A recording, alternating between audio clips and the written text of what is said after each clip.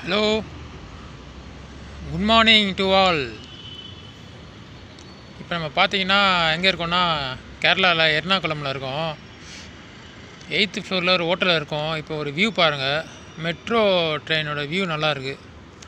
அந்த கேர்வில் அப்படியே வருது, நான் காட்டுறேன் பாருங்கள்.